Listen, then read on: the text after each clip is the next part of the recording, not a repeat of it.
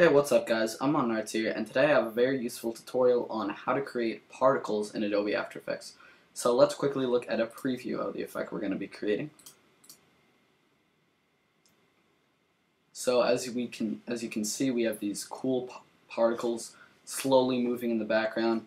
You probably recognize the effect from other intros or montages. It's very useful, and you don't need any plugins to make it. We're just going to be using an effect called Particle World in Adobe After Effects. So let's get started. We're going to head into Adobe After Effects, Composition, New Composition, and just click OK. Make sure all your settings are good. I have it on 1920 by 1080. Alright, and there we go. We got a new composition. So let's just add our layer for the particles. We're going to do New, Solid, click OK, and now we have our layer. So as I said a second ago, the effect we're going to be using is Particle World. So we're going to go to Effect, going to go down to Simulation, and you're just going to find Particle World. So just click on it, and now we have the effect, but as you can see, it starts out looking nothing like the particles in this intro, but that's okay. We're going to change that very quickly. So first off, let's go to Grid and Guides right here, and we're just going to uncheck Horizon and Grid, and this is just going to get rid of all that stuff so we can actually see the particles. And now we're just going to edit the particle so it actually looks how I want it to look. So we're going to go into the particle, and for the particle type, you have a lot of different options. You have star, motion polygon, cube is pretty cool.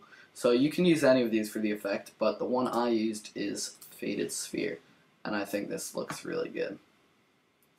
Alright, so we got our little particles. They're looking a little bit more like we want.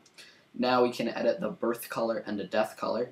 Now the birth color is basically the color it starts out when the particles are being born or when they're like fading in, and the death color is the color they're going to turn right before they die or fade out.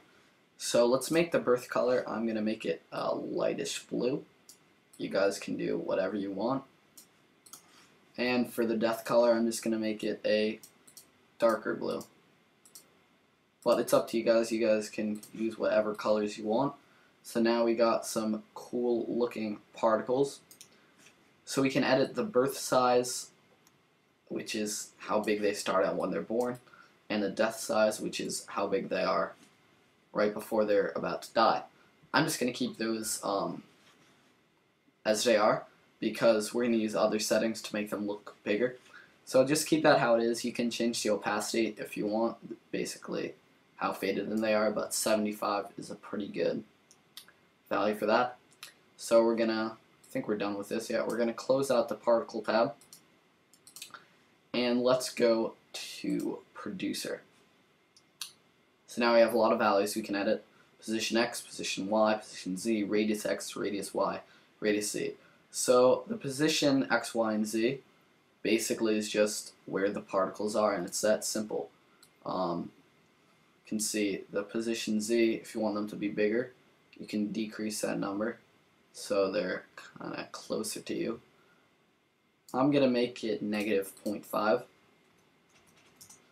So it looks something like that, or maybe a little bit more, maybe -0.8. Looks good, but you can always come back and change these settings if you're not satisfied. So that looks pretty good. I'm going to keep the position Y and X as they are because we don't want to really edit that, but you can if you want. Now for the radius X, Y, and Z, this is just basically the radius that the particles cover. So we just want it to fit the sides of the screen. So you can just edit those, put something like this. So you can see where those values change. So yeah, the particles look pretty cool as it is. And we have two settings right here, the birth rate and the longevity. So the birth rate, basically how many particles there are. And I'm going to put that at a fairly low number, something maybe 1. It's pretty good. And the longevity is how long the particles last before dying. So you can put that however you want. I'm going to put it as full. Maybe I'm going to put it at something like 2. That looks pretty good. So we're going to close those two things. And now we're going to go to the physics, and this is about the last thing we're going to edit.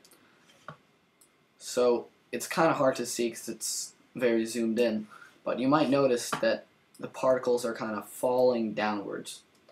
And in my intro, I don't have them falling downwards, I just have them moving towards the camera.